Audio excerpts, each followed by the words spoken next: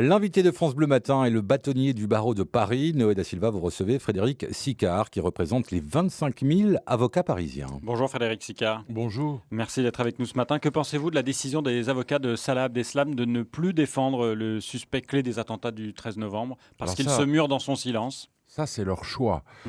En termes de justice, c'est déjà arrivé. Dans ce cas-là, je serai saisi au moment où Salah Abdeslam passera aux assises, parce que la loi prévoit qu'il ne peut pas se présenter aux assises sans avocat. Et puis, nous verrons. Je commettrai d'office des avocats, et s'il continue à refuser d'être défendu, je le vérifierai, puisque c'est déjà arrivé dans l'histoire. Je le vérifierai, et puis j'en tirerai les conclusions. Mais il ne peut pas aller seul devant les juges. Non. En France, le droit de la défense est tel que vous ne pouvez pas aller aux assises. Ah, mais devant les juges, les prochains rendez-vous devant les juges Salah Abdeslam, je ne vais pas vous faire de peine, ce sera quand même les assises. Donc, devant les assises, il ne peut pas y aller seul. Les avocats de Salah Abdeslam dénoncent les postures politiques qui ont desservi l'action judiciaire et dénoncent notamment la vidéosurveillance en permanence de Salah Abdeslam, qui l'ont sans doute muré dans son silence. Je crois qu'il ne faut pas confondre les mesures de sécurité qui sont absolument nécessaires et puis par ailleurs, les droits de la défense et de la liberté. Moi, je crois qu'il est vraiment important qu'en France, on remonte les droits de la défense en même temps que l'on remonte aussi les mesures de sécurité. Très franchement, en l'état, je trouve que c'est un peu rapide d'y voir un rapport de cause à effet. Évoquons la justice avec cette question. L'institution judiciaire est en voie de clochardisation. Qui a dit ça ? À tous les coups, ça doit être notre ministre de la Justice, qui avait d'ailleurs eu une analyse beaucoup plus forte lorsqu'il prend son ministère, puisqu'il avait dit « la justice est à l'agonie ». Vous êtes d'accord avec lui ? Oui, largement. Mais la difficulté, on a d'ailleurs fait un sondage dernièrement, 67% des Français ont bien identifié le manque de moyens de la justice.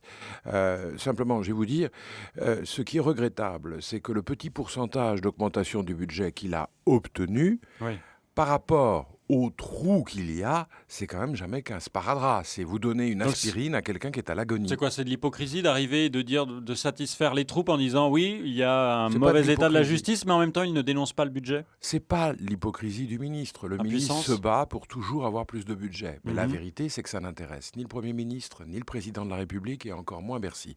Et puis la vérité aussi, c'est que c'est ni de gauche, ni de droite, parce que j'en ai autant pour le précédent, et encore autant pour le précédent, et encore autant pour le précédent. Ça fait juste 30 ans que tout le monde s'en fout. Donc ça devait bien arriver, c'est-à-dire qu'on est arrivé à une absence totale de moyens. Vous savez, on est... Mais pas à Paris, Frédéric Sicard. Alors pas à Paris, pourquoi ? Parce qu'il y a eu la juridiction antiterroriste, et donc il a fallu mettre le maximum de moyens pour qu'elle puisse fonctionner. On a mis après, derrière, tous les moyens. On a un très bon président au TGI de Paris, une très bonne première présidente de la Cour. On a mis les moyens aussi pour que la justice pénale fonctionne. Mais on oublie une chose, c'est que oui, à Paris, il y a aussi de la justice civile. Je vais vous donner des détails pour que vous compreniez bien. Tribunal d'instance du 8e arrondissement, vous voyez à peu près où c'est. Il y a l'Élysée dedans, là. Oui, il vaut mieux que le président de la République sache qu'il ne peut pas se fâcher avec son voisin parce qu'il n'y a pas de juge. Et puis, s'il décidait d'aller habiter dans le 16e arrondissement, arrondissement très coté, Radio France. Un juge sur 3, il en manque 2. S'il décidait d'avoir, moi je ne sais pas, un grand procès sur une grève, par exemple, ça peut arriver une grève, et puis les grands procès sociaux, ça se tranche à Paris. Il n'y a que 2 juges sur 3. Il peut décider d'aller aussi au prud'homme, parce que c'est important. Puis là, les juges ne se mettent pas d'accord, on appelle des juges professionnels. Il n'y en a que 2 sur 3. Tout est comme ça. Donc, pourtant, vous allez la grande sacrifiée, c'est la justice civile, c'est-à-dire ce qui intéresse réellement les Français. C'est un peu comme si le président de la République considérait qu'un Français n'est jamais licencié, ne divorce jamais, ne froisse jamais de la tôle, et puis ne se dispute jamais avec son voisin. Ce Français idéal-là n'existe pas, et il est temps de le dire aux gouvernants. France Bleu Matin, il est 8h16. Les patrons doivent dénoncer les salariés qui roulent trop vite. C'est notre d'accord, pas d'accord ce matin. Vous vous positionnez, vous arrivez avec vos arguments au 01 42 30 10 10. La personne que vous écoutez ce matin représente tous les avocats de Paris. C'est le bâtonnier de Paris, Frédéric Sicard, l'invité de France Bleu Matin avec Noé da Silva. Frédéric Sicard, ce matin, vous en appelez donc aux candidats à la présidentielle. Vous leur demandez quoi en priorité ? Alors, nous leur demandons des positions qui sont très claires, mais d'avoir des idées sur la justice. De voir que cette justice a besoin de s'organiser. Pas seulement des problèmes budgétaires. C'est comment on va recruter les juges que nous n'avons plus. Comment nous allons trouver les parquetiers que nous n'avons plus. Parce que vous ne pouvez pas avoir des droits de la défense avec un chiffre qui est juste tétanisant. 2,9 parquetiers pour 100 000 habitants en France. Ça veut dire que chaque procureur a 2508 dossiers sur son bureau. Vous n'appliquez pas le droit avec 2508 dossiers. Vous jouez à la plouffe. Vous décidez ce dossier-là, je m'en occupe, et l'autre dossier, je fais ce que je peux. Donc il y a un moment, il faut recruter. Mais pas recruter massivement comme l'a imaginé le président de la République, parce que pour former un juge, il faut 31 mois plus des années d'expérience. Quand est-ce qu'on va passer au recrutement extérieur? Quand est-ce qu'on va passer à un plan massif de réorganisation de la justice en France? Extérieur? Peut-être y a-t-il des personnalités du monde économique et social qui peuvent vouloir devenir juges. Et à ce moment-là, renforcer les équipes, notamment en matière de justice civile et commerciale, qui est la première des justices qui intéresse les Français. Vous savez, il y a un très intéressant livre de Pierre Jox qui vient dire « La moitié de la justice en France, c'est une justice sociale. La moitié des décisions de justice en France, ce sont des prud'hommes, de la sécurité sociale, des problèmes d'allocation. » Si on n'a pas conscience de cette réalité, on passe à côté de ce qu'est le XXIe siècle. Et c'est le cri d'alarme que je passe. Le XXIe siècle sera social ou ne sera pas.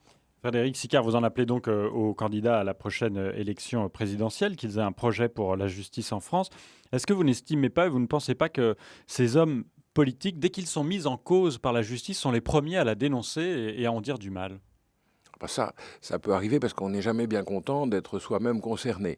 Et on s'aperçoit quand même, ça c'est le chiffre qui me fait plaisir, que 77% des Français ont confiance dans leur avocat parisien, qui doit être un avocat spécialisé. Donc ça veut dire que pour ceux qui ont eu affaire à un avocat, ça s'est bien passé. Donc je dis, il y a du bon et du mauvais, mais surtout, je vais vous dire, ce que les Français voient quand eux, ils vont en justice, à la différence des grands politiques, c'est quand vous avez une gouttière qui fuit, il va falloir 5 ans pour savoir qui a fait la malfaçon. Ce n'est pas possible. Le rêve d'un Français, c'est évidemment d'avoir sa maison. On ne peut pas avoir une justice qui dure 5 ans. Quand vous êtes licencié, vous voulez savoir si vous avez tort, si vous avez raison. On ne peut pas avoir des délais de 4 ans. C'est pas possible. Donc Frédéric Sicard, dans votre sondage, ça n'est pas surprenant. Les Français estiment que la justice fonctionne mal. Qu'est-ce qui vous a surpris dans votre sondage? La quantité de Français qui avaient le sens des droits de la défense. Vous savez, en Chine, on appelle la France le pays de la loi. Alors c'est formidable de se dire que cette tradition chinoise a un reflet, c'est-à-dire qu'en France, on est très sensible aux droits de la défense à tel point que les Français sondés répondent que 89% d'entre eux imagineraient que l'on puisse inscrire les droits de la défense dans la Constitution. Or, on est un des derniers pays démocratiques qui ne l'a pas fait. Et ça veut dire quoi? Ça veut dire que l'on reconnaît que tout le monde a le droit à l'accès à la justice et au droit, qu'il lui faut bien sûr un avocat qui pourra, dans le cas de l'aide juridictionnelle, venir l'aider, parce qu'il y a un autre chiffre que vous pouvez citer, plus de 70% des Français considèrent qu'on prend le problème de l'AJ par le petit bout de la lorgnette et qu'il faut que ce soit un droit plus important. Eh bien, moi je rappelle que la France est une nation qui a été construite à partir de Saint-Louis, qui a quand même été sanctifié plutôt pour son sens de la justice que pour les massacres qu'il a organisés un peu partout.